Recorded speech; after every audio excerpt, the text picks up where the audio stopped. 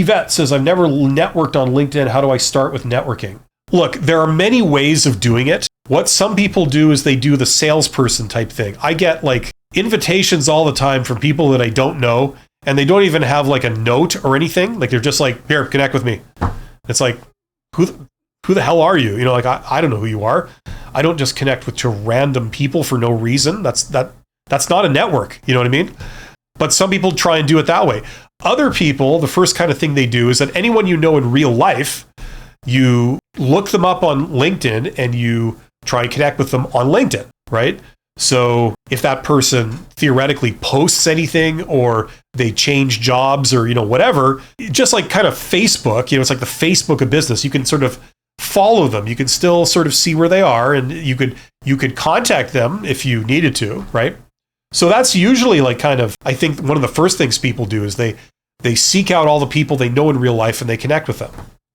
But there's many ways of doing it. Now, what I did to build my consulting business was I did all my networking on LinkedIn because I'm an introvert. Like, don't be fooled by the fact that I talk on the internet. I'm actually a pretty heavy introvert. I just learned how to speak, or at least do a reasonably good approximation of it early on, but this is not my natural kind of thing. So what I did was I connected with like basically just CEOs of companies in my hometown and said, I want to build my consulting business here. So I reached out to tons of CEOs, just of like local companies. Like, I've been a CEO. It's not this thing. You're not a rock star. You're not a celebrity. You're just a regular Joe. You're like just a manager who happens to be in charge of a self-contained entity rather than a department or something, you know? And so what I did was, I described this process in there, by the way, if that's what you're wondering about earlier. But basically, I looked up the companies. So you discover the companies with Google Maps. And I made a video, like a free video, showing exactly how to do this, all right, where you could see my desktop. You could see me on LinkedIn. You could see me on Google Maps, exactly what I'm doing. And I take you through this. The video in question is linked below in the description box if you do want to check it out. It's called How Successful People Get Jobs. Okay, so it's called How Successful People Get Jobs. That's where I show you what I'm describing right now.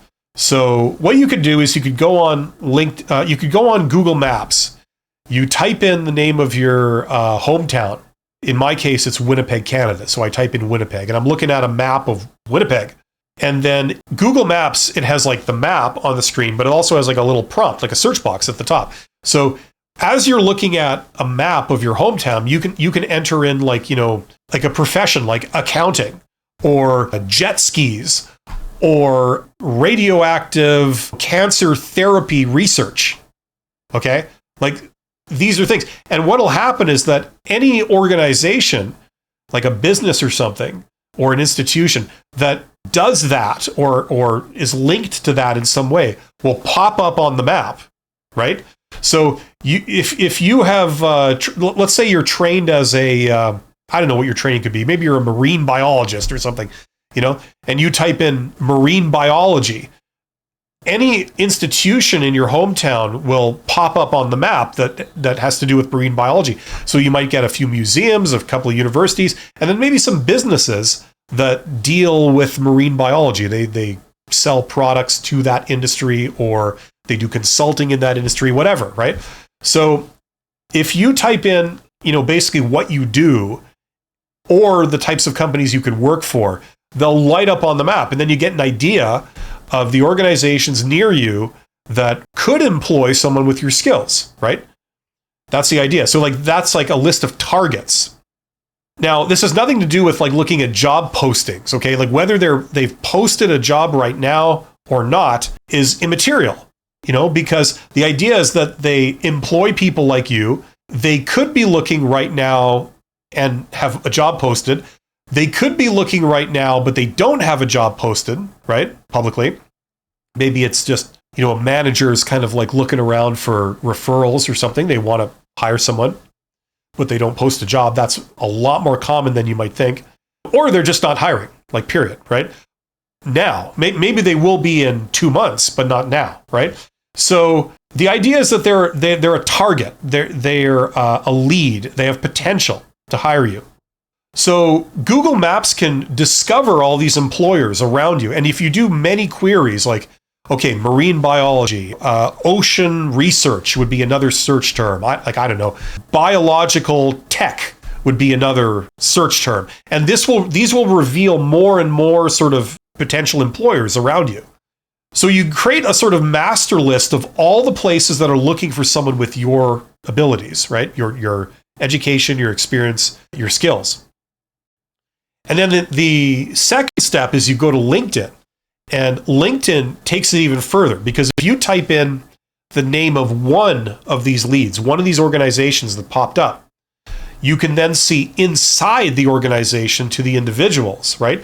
So when I did a search for marine biology, this place popped up. There was like 10 things that popped up. One of them was the Oceanographic, whatever you call it, Institute of Winnipeg, whatever.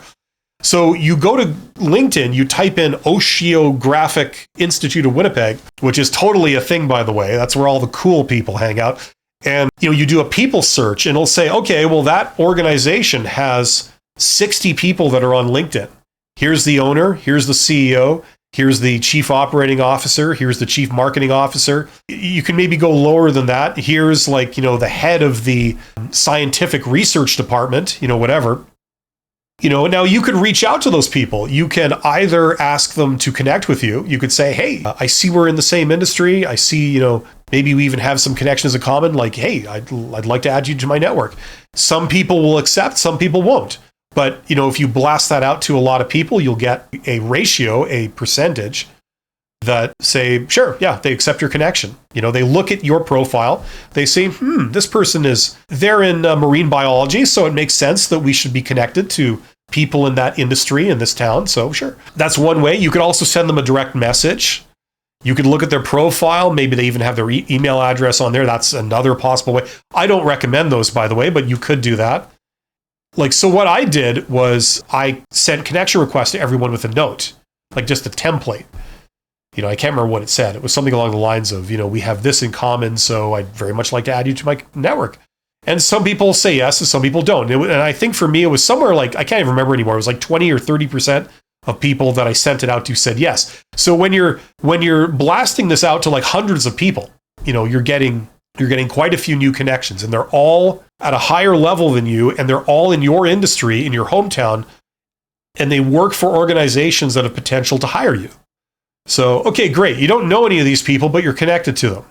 Now, you could go a step further. You could then send them a message and you could say a variety of things. You could ask them for informational interviews. Hey, I'd very much like to get your expert opinion on this. Can you spare 30 minutes?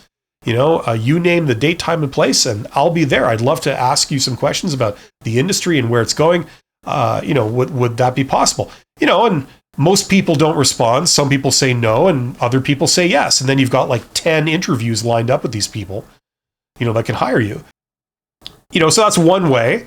Another way is probably the simplest way is just to send out a blanket message where you say, hello, my name is this, I do this. If ever you're looking for someone that kicks ass doing that, let me know, because I'd love to work for you. That's all. Have yourself a great day. You're not asking for anything. You're just letting them know this. And most people, they're not going to be hiring someone like you right now, just playing the odds. But the odds are is that some of them will be, whether it's 1% of people or 5% of people, they will be on the lookout for someone like you, because they either have a position now or they will have a position soon. So it's like those people, the ones that are like tuned into LinkedIn, they'll respond and they'll say, hey, maybe we should get together and discuss this further, because I don't know, but we might have something. I'm not sure. There might be some potential, that kind of thing.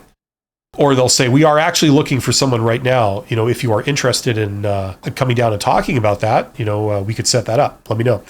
So there's a variety of things you can do. And the idea is that none of this is following any kind of standard company procedure. This is all just unstructured. It's a hack. You're in the wild. There's no rules. But these are some best practices. What I just described is what I did. But I did it exclusively with CEOs that I didn't know, and they didn't know me. And a lot of them ended up being my consulting clients, when this was all over.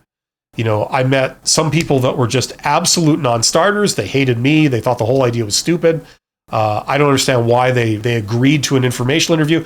But those are only a couple of people. The vast majority of people that I met in informational interviews doing this, they were super nice. And there's several people that I sort of met through this that ended up being like long-term sort of business contacts for me and clients. So you can do it. I mean, this is one example of it. I could go on, but that's kind of something you can do.